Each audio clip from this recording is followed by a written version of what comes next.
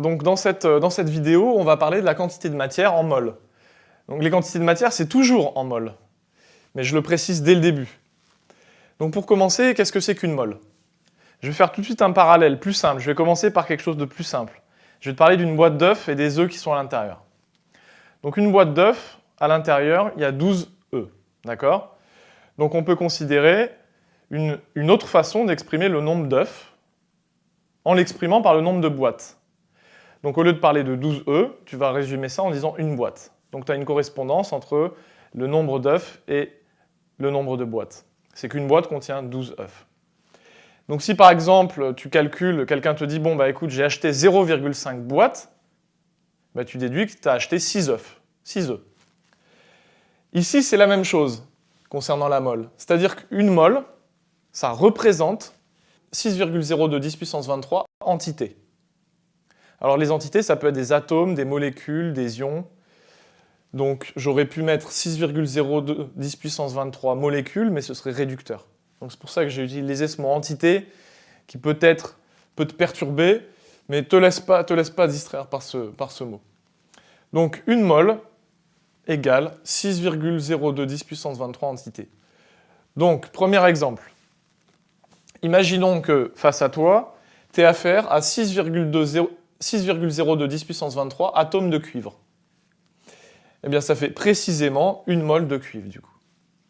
Maintenant, un exemple un tout petit peu plus compliqué. Si tu as affaire à 3 fois 10 puissance 21 molécules de H2, mais les molécules, c'est toujours des entités, hein, c'est pour ça que j'avais utilisé le mot entité, pour que ça passe partout, à la fois pour les atomes ou pour les molécules.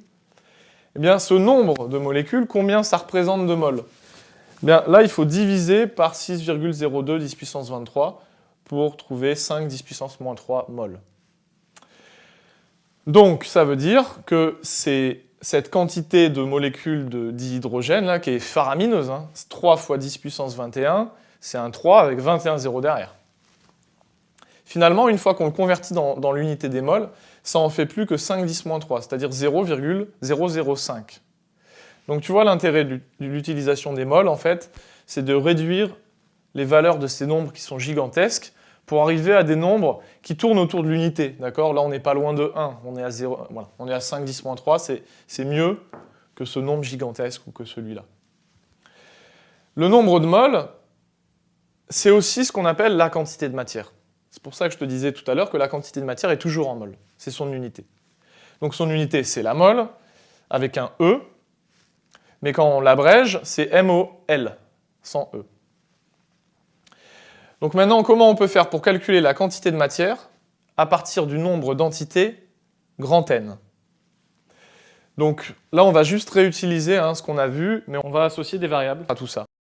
Donc déjà, cette valeur-là, 6,02 10 puissance 23, elle porte un nom, ça s'appelle le nombre d'Avogadro. Je l'ai écrit ici, grand N, petit a, c'est le nombre d'Avogadro. Et donc il vaut 6,02 10 puissance 23. Commençons par quelque chose de simple.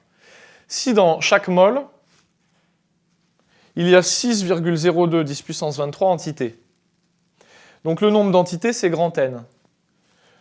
Si je connais le nombre de moles, eh ben, j'ai juste à multiplier par le nombre d'Avogadro pour avoir le nombre d'entités. Imagine qu'ici, il y ait une mole. Combien il y a d'entités? Ben, il y en a bien le nombre d'Avogadro. Si j'ai 2 moles, ben, je vais avoir 2 fois 6,02 10 puissance 23 entités. Et ça me donnera bien, ce 2 fois 6,02, ça me donnera bien le nombre d'entités que j'ai. Donc grand N est égal à petit n fois le nombre d'Avogadro. Mais du coup, si tu fais passer le nombre d'Avogadro de l'autre côté, tu te retrouves avec petit n qui est égal à grand N divisé par le nombre d'Avogadro. Et c'est cette relation qu'il faut que tu connaisses. Ou celle-ci, d'accord? Tu passes de l'une à l'autre facilement, là c'est des maths. Donc le nombre de moles, la quantité de matière, c'est égal au nombre d'entités divisé par le nombre d'Avogadro. Alors maintenant, on va passer à la masse molaire. La masse molaire d'un atome, pour commencer. Donc la masse molaire d'un atome, c'est la masse d'une mole de cet atome. Son unité, du coup, c'est en grammes par mol. Ça paraît logique, puisque c'est la masse d'une mole. Et là, il y a tout un tas de valeurs que tu trouveras au fur et à mesure des exercices, des contrôles. Là, je t'en donne un exemple, et c'est aussi pour te montrer comment on le note. Donc M majuscule, c'est la lettre associée à la masse molaire. Ensuite, on ouvre une parenthèse et à l'intérieur, j'indique H comme hydrogène. Et je ferme la parenthèse. Donc ça veut dire, ça se lit, la masse molaire de l'hydrogène. Donc la masse molaire de l'hydrogène est égale à 1 g par mol.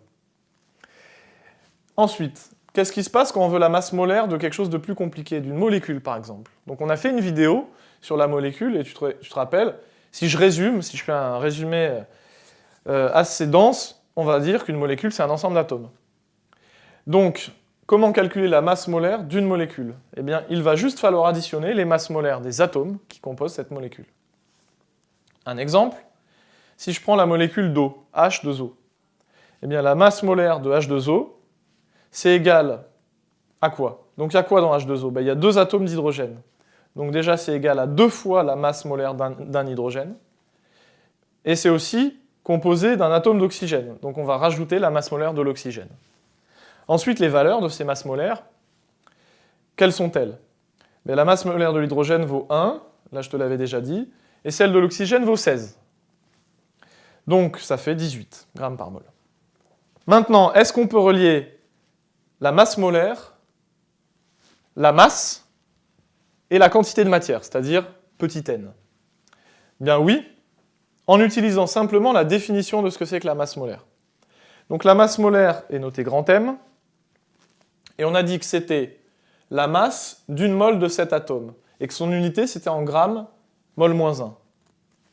Donc la masse molaire, c'est une masse sur une quantité de matière. C'est une masse en grammes sur une quantité de matière en mol.